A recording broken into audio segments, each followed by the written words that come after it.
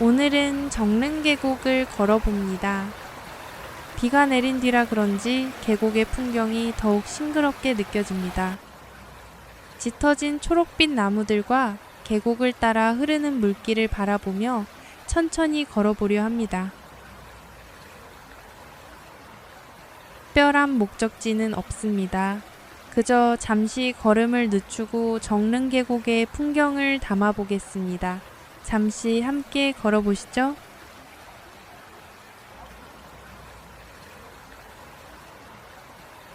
서울에도 이런 곳이 있었나 싶습니다. 지하철역에서 그리 멀지 않은 곳인데도 계곡이 흐르고 숲길이 이어집니다. 높은 건물 대신 나무가 보이고 복잡한 도로 대신 산책로가 이어지는 풍경. 잠시 걷고 있을 뿐인데 도심에서 조금 벗어난 것 같은 기분이 드네요. 그래서인지 비 오는 날에도 이곳을 찾는 사람들이 적지 않은 것 같습니다.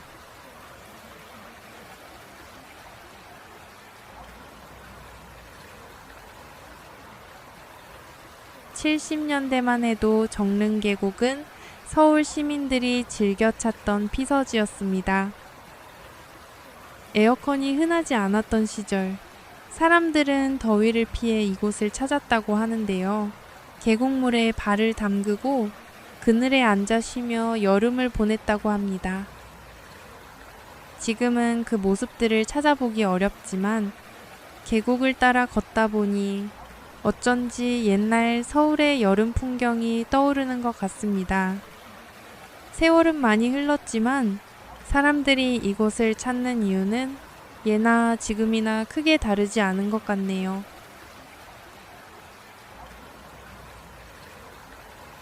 정릉계곡은 여기서 끝나지 않습니다.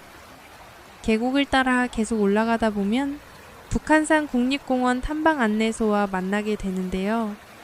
지금은 탐방객들이 쉬어가는 공간으로 사용되고 있지만 원래 이곳은 청수장이라 불리던 유명한 장소였습니다.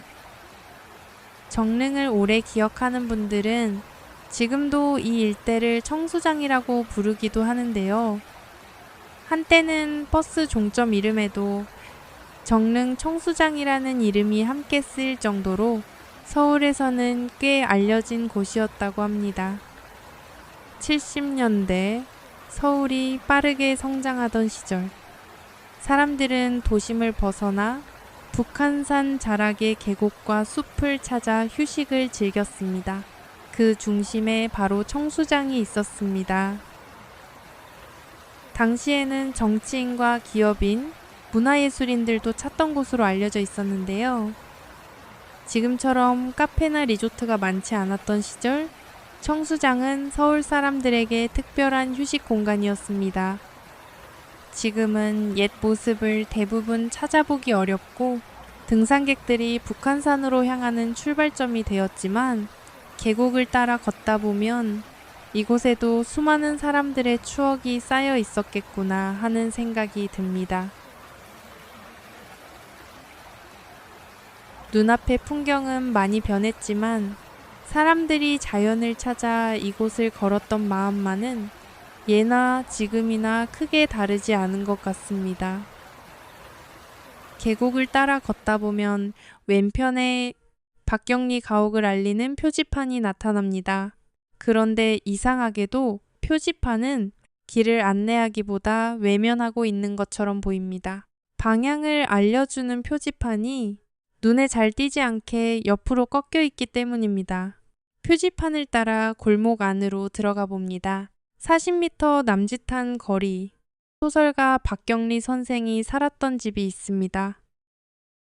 박경리 선생은 이곳 정릉에서 생활하며 대하소설 토지를 집필했다고 합니다.